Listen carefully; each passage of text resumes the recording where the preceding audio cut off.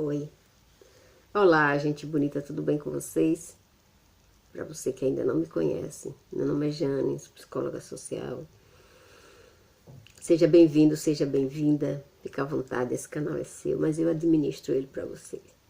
Se você se sentir à vontade, faz aquela gratidão, se inscreve, ativa o sininho, compartilha, comenta, faz aquelas regras do YouTube. Não só ajuda a mim, mas como ajuda também outras pessoas. Nós estamos fazendo a série Fobias e a nossa fobia de hoje se chama... Tem vários nomes, porque é uma família, né? Nós vamos falar de uma família de fobia que pertence somente a uma área, que é a área do sexo. Então, tem a anelfobia, tem a coitofobia, tem a genofobia e por aí vai. É uma família. Então vamos falar dela, né, dessa família aí que envolve uma das coisas mais deliciosas, proibida, difícil, complicada da gente falar, né? Tem pessoas que sentem vergonha de falar sobre esse assunto, outras não gostam de falar sobre esse assunto, outras pessoas são pervertidas para falar sobre esse assunto. Então, é um assunto que gera muita controvérsia. Falar em sexo é como se diz, tem várias vertentes, né? Tem várias vertentes. É quando deveríamos falar disso de uma forma simples, mas crenças, religiões e outras coisas transformaram e a capacidade que o ser humano tem de perverter as coisas, então pegou essa área da nossa vida normal e essencial para o desenvolvimento da humanidade e transformou em traumas, em anarquia, várias coisas desagradáveis, né? E deixou a parte mais deliciosa como insignificante. Então a primeira que nós vamos falar é a nofobia ou coitofobia, que é o medo que a pessoa tem de ter relação sexual. Não o medo da relação em si, mas o medo do envolvimento emocional que essa relação pode causar. Olha que situação, que medo estranho esse, né? Pessoas que sofrem de nofobia, elas podem desenvolver medo de todo tipo de relacionamento íntimo ou apenas da relação sexual. Então, ela é diferente de pessoa para pessoa. Ela também é conhecida como eretofobia. Essa palavra vem do grego, né? Eros, que foi o deus grego do amor erótico, junto com phobos, que em grego significa fobia, significa medo. E essa eretofobia, ela é intercambiável com todos esses outros nomes que eu vou falar aqui, né? Que é a genofobia, que é a anofobia, que é a coitofobia e por aí vai. É uma família bem grande. Então, existem pessoas que têm várias fobias a esse respeito, né? Várias dessas fobias, e tem outras que adquirem apenas uma. A genofobia, como a maioria das fobias, ela é desenvolvida após um trauma. Estupro, pessoas que são molestadas, pessoas que são... quando criança, passam por aqueles abusos físicos, sabe? Então, elas desenvolvem esse medo do sexo, né? Que é chamado de genofobia. A molestação, o estupro, eles são gatilhos para desenvolver esse tipo de fobia. Também a pessoa pode desenvolver essa fobia, ela pode estar ligada à imagem corporal. A pessoa tem medo de que o outro não vai gostar dela porque ela não tem um corpo que ela considera perfeito, que ela acha que na outra pessoa é perfeito e ela não tem aquele corpo, então ela desenvolve essa fobia e ela vai ficar com medo, de tirar roupa na frente de alguém, ela vai ficar com medo de ser tocada por a pessoa, porque depois ela fica com medo de ser abandonada, né? Ou de ser, como se diz assim, porque existem pessoas realmente que não têm nenhum tipo de caráter, que não têm nenhum tipo de pudor, e depois de uma intimidade com alguém, sai por aí falando, sabe? Que principalmente os homens, né, que falam mal das mulheres, porque tem o peito caído, porque tem a bunda caída, porque é barriguda, porque é feia, porque tem o órgão grande ou pequeno demais. Então eles saem, esses homens que não têm pudor nenhum, eles saem falando, depois de uma relação, eles saem falando do corpo da mulher. Desfrutou, se beneficiou, sentiu prazer e depois sai falando, né? Por outro lado, esse tipo de fobia, ela se classifica também em pessoas que não passaram por nenhum tipo de trauma, não passaram por problema nenhum e tem a fobia. Porque, como eu falo todo dia, gente, todo mundo precisa cuidar da mente, todo mundo precisa cuidar do seu bem maior, que é o cérebro. Porque ele cria coisas que você não tem ideia. A genofobia, ela também é conhecida como síndrome do trauma do estupro. Então, o estupro, ele não é só uma violação física, ele é uma violação mental, muito mais do que o físico. Porque uma pessoa que passa por um trauma desse, dificilmente essa pessoa se recupera. Mas é muito difícil quem passou por isso se recuperar. Pode fazer todos os tipos de terapia, mas aquilo vai ficar como uma tatuagem no emocional dela. Todos os sobreviventes desse tipo de trauma, eles têm uma reação muito intensa em relação ao sexo. Eles têm uma reação psicológica intensa, dá dor. Todos que passam por esse tipo de coisa ficam traumatizados. Mas cada pessoa tem um nível, tem um grau de trauma, né? Que ele vai desde médio a grave. Essa síndrome tem as mesmas características da síndrome do estresse pós-traumático. A pessoa que passa por a síndrome do trauma de estupro, ela desenvolve, ela tem, como se diz assim, muitas possibilidades de desenvolver vários outros problemas mentais. Vários. É uma situação muito delicada, mas muito delicada mesmo. As fobias que essas pessoas adquirem, principalmente as mulheres, elas sofrem de várias crises, né, dessas síndromes durante a reorganização mental, durante o tratamento que elas estão fazendo. Elas sofrem várias crises, até chegar a uma organização mental para ela seguir a vida. Essa reorganização mental, essa reestruturação mental de alguém que passou por um trauma desse é longo. Pode levar meses, anos. Isso não se resolve de uma hora para outra. Os medos culturais e religiosos.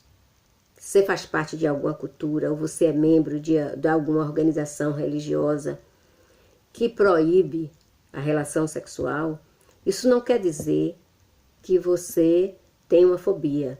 Não é isso. Ali é uma crença sua. Você acredita e você segue, né, direitinho aquilo que a sua cultura e a sua religião propaga, né? Então, isso não é uma fobia. É uma escolha. A escolha que você fez da sua crença ou da cultura que você pertence, que você foi criado. Quando a pessoa casa, a pessoa tem uma vida normal, uma vida sexual normal, não é fobia. Como se diz assim, ela só não quer intimidade dentro dos padrões que a crença e a cultura dela exige. Mas ela tem uma vida normal, uma vida sexual normal quando ela está dentro dos padrões da cultura e da crença. O que pode acontecer nessas pessoas que têm essas religiões castradoras e essas culturas castradoras é a pessoa desenvolver um medo de culpa, uma culpa, né?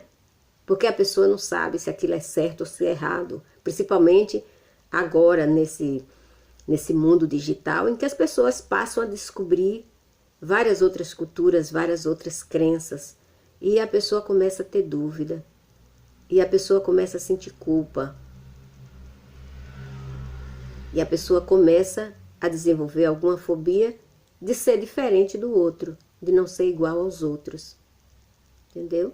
Mas não é uma fobia relacionada ao sexo, é uma fobia da pessoa se achar que ela é diferente e que ela não vive a vida nem desfruta todas as possibilidades que a vida oferece. O medo de quebrar essas crenças, o medo de romper com a cultura, isso vai trazendo fobias.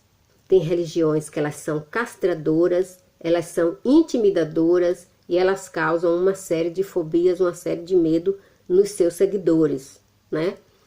Aqueles pastores que dizem que você não pode fazer isso, que você não pode fazer aquilo, que é pecado, que você vai para o inferno, que não sei quem vai carregar sua alma, que você vai queimar no mármore do inferno. Mas, quando ele chega lá à noite, lá na casinha dele, dentro do quarto dele, com a esposinha dele, ele faz tudo que todo mundo faz, né?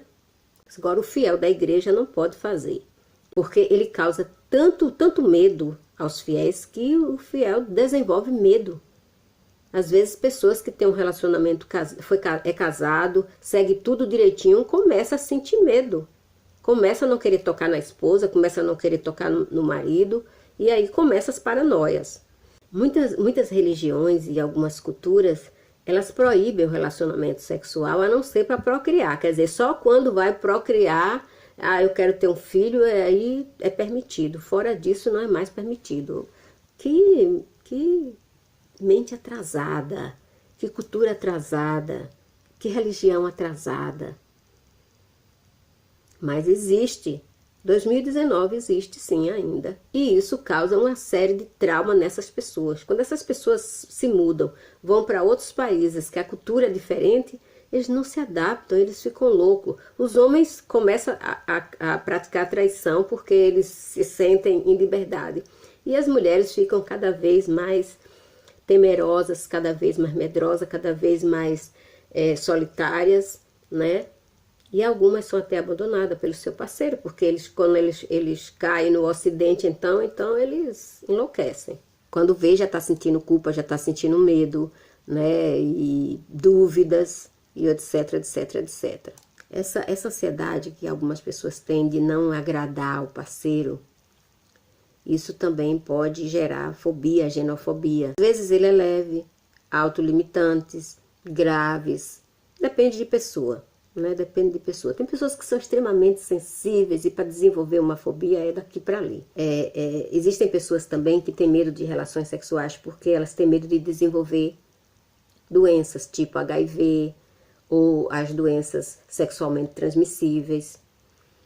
Então elas desenvolvem esse medo de pegar essas doenças e consequentemente elas não querem ter intimidades. E você sofre e outros distúrbios relacionados ao sexo, você pode ser incapaz de gerar uma relação saudável com qualquer pessoa.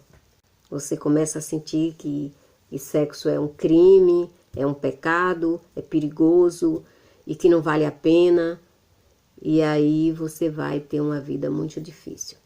Tem pessoas que desenvolvem um medo tão absurdo disso, que tem medo até de ir no ginecologista. Tem gente que não vai no ginecologista nem amarrado. Esse medo, ele traz impacto devastador para a vida da pessoa. Normalmente, a genofobia ela é tratada por psicólogos sexuais, né? Mas é necessário que esse psicólogo, ele tenha uma... depois que ele se forma, ele faz uma especialização nessa área. Ele tem que ter certificações adicionais para poder ele ser um terapeuta sexual. Não é qualquer psicólogo, não é qualquer terapeuta que ele vai tratar desse tipo de problema. Ele tem que ter uma certificação oficial, especializada nesse assunto. Agora, se for só uma dúvida, um medo assim leve, né? Porque as fobias, que são traumas, que são transtornos, esse medo excessivo, ele tem também seus níveis, leve, moderado e grave. Então, se for leve, qualquer profissional pode tratar. Agora, se ele for de moderado para grave, aí tem que ser um profissional específico mesmo daquela área, porque ele já tem mais experiência para cuidar. Porque é preciso também ter um relacionamento de muita confiança entre o profissional e a pessoa, porque vai se tratar da sua intimidade, né? Se esse problema que você tem relacionado ao sexo for de traumas específicos, dolorosos, então você precisa estar preparado, porque o tratamento vai fazer você lembrar e você voltar àquelas situações que fizeram você ficar traumatizado ou traumatizada. Você vai enfrentar memórias difíceis. A natureza do medo, ela é pessoal, então você tem que encontrar um terapeuta, um profissional que deixe você à vontade, que deixe você confortável, para poder você se tratar e ficar bem. Embora tratar todos esses problemas da eretofobia sejam difíceis, a recompensa e o resultado vale a pena o esforço e o sacrifício. E ele adquire uma autorização do conselho ou da associação, né? Tem lugares, no Brasil, quando eu morava lá, era conselho de psicologia. Nos Estados Unidos é associação, aqui também é associação. Se você procurar um especializado, a sua recuperação vai ser mais rápido, mais fácil, e você vai se sentir muito mais segura, porque você sabe que aquela pessoa cuida única e exclusivamente daquilo. Muita gente evita de se tratar para não ter que falar sobre esse assunto com os psicólogos. Então, é difícil, né? A fobia, ela deve ser tratada logo no primeiro sintoma, porque se a pessoa não se tratar, a pessoa pode evitar qualquer tipo de contato íntimo, não vai querer saber de namoro, vai ter medo de alguém tocar, então é muito complicado. A erotofobia, ela diverge de pessoa para pessoa. Uns têm leve, outros têm mais ou menos, outros têm severo, então ela muda de pessoa para pessoa. Nunca é igual, porque somos diferentes, né? Tem problemas, tem transtornos, que o sintoma que é de uma pessoa é de outro. Mas no caso da erotofobia e da família toda que faz parte desses medos de sexo, eles são diferentes nas pessoas. A erotofobia, ela é uma fobia muito personalizada. Então, cada pessoa sente de uma forma. Vamos para a segunda filha da erotofobia. Parafobia. Essa é uma fobia complicada, porque essa é uma fobia que uma pessoa desenvolve quando ela tem medo da perversão sexual, né? Medo de ser machucada, medo de ser tratada de uma forma agressiva no ato sexual. E algumas pessoas, olha só o que é a mente do ser humano. A parafobia, ela tem duas formas. Uma pessoa pode desenvolver o medo de praticar perversão com seu companheiro ou sua companheira, enquanto que outra pessoa pode ter a parafobia e tem medo de sofrer a perversão. Coisa muito estranha, né? Essa é a segunda filha da eretofobia, né? A primeira foi genofobia, que é a pessoa que tem medo do coito, né? Ela quer beijar, ela quer abraçar, ela quer namorar, ela quer se esfregar, mas na hora da intimidade ela não quer, por causa das consequências emocionais que aquilo vai trazer. Então vamos para a terceira filha da eretofobia, porque é uma família. Quiratofobia, que é o medo de ser tocado, e isso afeta os relacionamentos da pessoa. Não só de natureza romântica, mas qualquer tipo de toque, né? Pode ser de um estranho, pode ser de um familiar, pode ser de um amigo, não é só na intimidade amorosa. Pode acontecer com qualquer tipo de toque. A quarta filha da eretofobia é o medo da vulnerabilidade. Algumas pessoas pensam que se elas forem elas mesmas, a pessoa não vai gostar dela. Então ela passa a viver um personagem. E esse tipo de fobia, ela afeta não só relacionamentos sexuais, como qualquer tipo de relacionamento de amizade, de parentesco, de tudo. E agora vamos para a última filha, filemafobia. Também é conhecida como filematofobia. É o tipo de fobia que a pessoa tem em beijar outro na boca. Ela fica com medo de adquirir uma doença. Ela imagina, porque a pessoa, se ela não beijou, ela não tem certeza que a pessoa tem mau hálito e aquilo vai trazer consequência para ela. São preocupações físicas com o ato do beijo, as consequências que o beijo vai trazer. E aí a pessoa não quer beijar na boca, né? Só pode beijar em outra parte do corpo, mas na boca não quer. Gente, é cada tipo de problemas mentais que vocês não têm ideia. Por que as pessoas desenvolvem esses tipos de fobia? Ligada ao sexo, nesse caso aqui dessa família, né? Esse medo altamente personalizado, ele pode ter várias causas, né? Inúmeras causas. E, às vezes, até o profissional não consegue identificar nem especificar qual tipo de fobia que a pessoa tem. Então, chama tudo de eretofobia. Normalmente, as causas são de eventos passados, seja na infância, seja na adolescência, ou seja na vida adulta. Pessoas que sofreram abuso sexual, elas desenvolvem vários tipos de fobia. Embora nem todas as pessoas que têm essas fobias, essa família aqui de fobia da eretofobia, nem todas elas sofreram abuso sexual, nem todas elas.